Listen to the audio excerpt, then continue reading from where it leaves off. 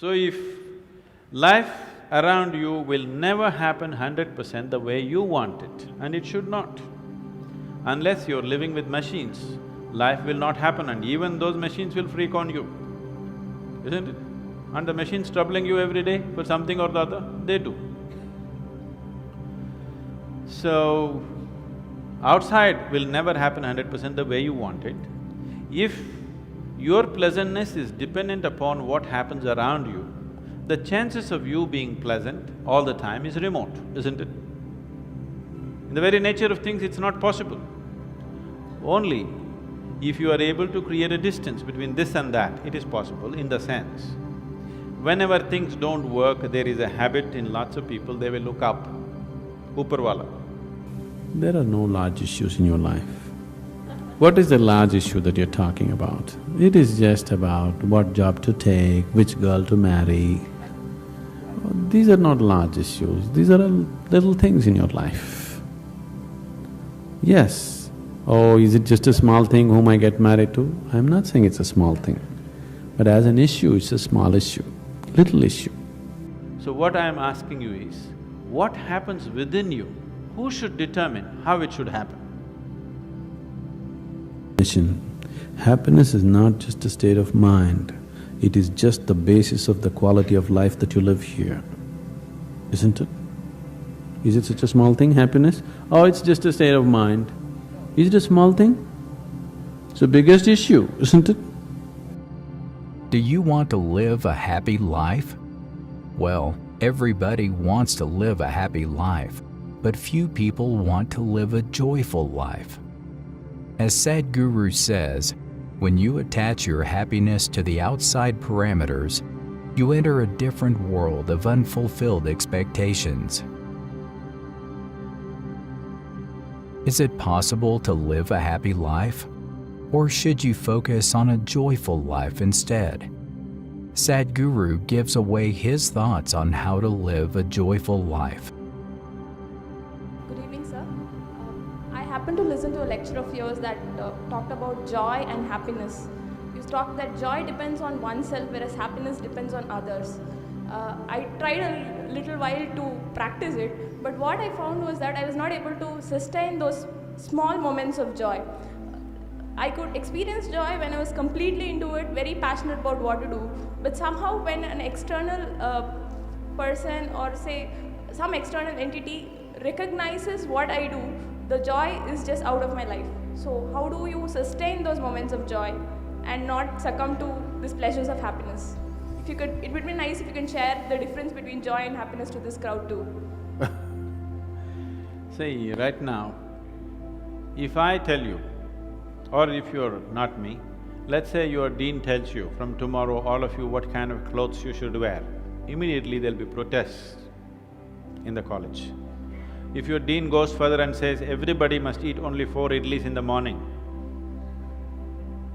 if your dean tells you everybody should get up at 5 o'clock in the morning, let's say he put 10 different rules like this, physical things to do, you will think he is trying to convert you into slaves and you will shout and scream for your freedom, isn't it? But look at yourself and see, right now, somebody else, if they determine what should happen around you, you feel like a slave. But right now, somebody else is determining what should happen within you. Is this not slavery? Somebody can decide whether you're happy or unhappy. Is this not slavery? Somebody can decide whether you will be a pleasant human being or an unpleasant human being. Is this not slavery? What happens within you, somebody else determines. This is the worst form of slavery, isn't it? This human being, life around you will not happen, will never happen 100% the way you want it. And it should not happen. Because if everything happens the way you want it, where do I go? Well, in the sense, whenever things don't work, there is a habit in lots of people, they will look up, Upperwala. Isn't it? The whole world is looking up.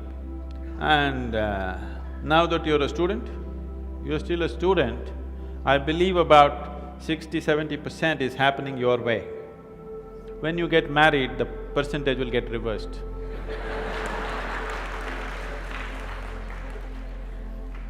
We don't know.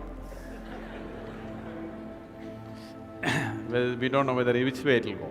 So if life around you will never happen 100% the way you want it, and it should not. Unless you're living with machines, life will not happen and even those machines will freak on you, isn't it? There is only one thing you can be certain of right now, this is, you know what is outward, what is inward. This one thing you're sure, isn't it? This is inward, this is outward. This is the only privilege you have. What is outward, what is inward, this is all you know. Just in case someday if you get enlightened, you will lose that also. Yes, that's what happened to me. Now I don't know which is inward, which is outward, which is me, which is not me, that's why I'm all over the world. Because I don't know whether this is me or that is me. Can you see me right now, all of you? Can you see me? Just point out where I am. Use your hands and point out. Can you see me? Oh, you got it wrong. You know I'm a mystic. You're getting it completely wrong. Now, this light is falling upon me, reflecting, going through your lenses, inverted image in your retina, you know the whole story, right? Where do you see me right now? Within yourself. Where have you seen the whole world? Within yourself. Have you ever experienced anything outside of yourself? Everything that ever happened to you, darkness and light happened within you, pain and pleasure happened within you, joy and misery happened within you. Have you ever experienced anything outside of yourself? No. So what I am asking you is, what happens within you? Who should determine how it should happen?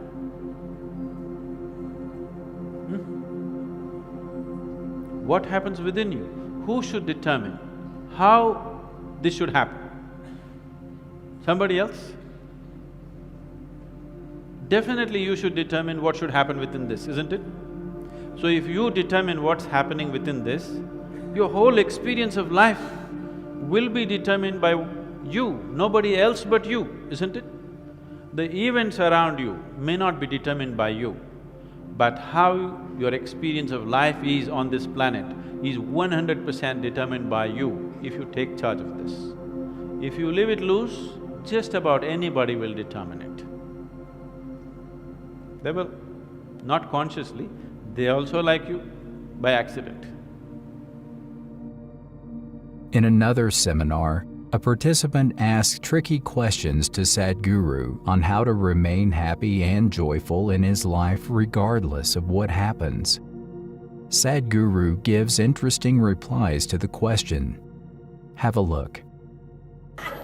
What is the large issue that you're talking about? It is just about what job to take, which girl to marry, That about covers it. where to go for vacation whether to get married or not get married, you know?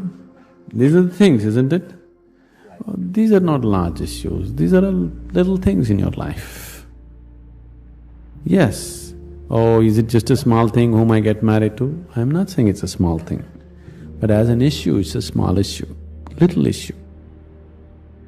As a consequence to your life, yes, it has many things. But this is something that human beings have done for millions of years. We have enough experience on these things, isn't it? For a person who is constantly creating inner battles all the time, how will he deal with the bondages of life and how will he transcend that? There's no question.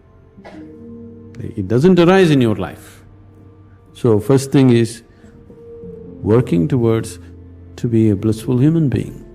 If that happens, the rest becomes very simple. Because a blissful human being, once your happiness is not at stake, anything that's needed you will do, isn't it? Right now you cannot do what's needed because always your happiness is at stake. We know that whatever job we take, whoever we marry, it is just the way we make out of it. Every experience of life, you can make it an enriching experience. Every experience in your life, you can make a curse out of it. See, there is nothing wrong in your job, whatever job you're doing. There's nothing wrong getting this job, there's nothing wrong in losing this job. There's nothing wrong in getting married, there's nothing wrong in getting divorced. There's nothing wrong in not getting married. There is nothing wrong in anything, there's nothing wrong in this or that. But it is just that you make misery out of it, that's wrong. If you do this, you make misery out of it. If you do that, you make misery out of it. That's what is wrong with you. You just address that one issue, everything will be settled. That's what we are looking at. How not to make misery out of everything. If this one thing is settled, everything is settled, isn't it? Yes?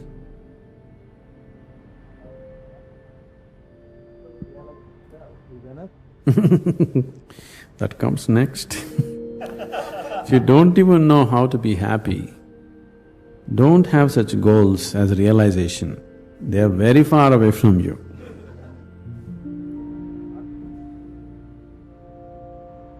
See, you are just dismissing something very fundamental to your life with a stupid definition.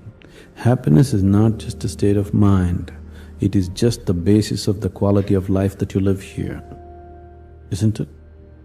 Is it such a small thing, happiness? There is no right thing to do in your life.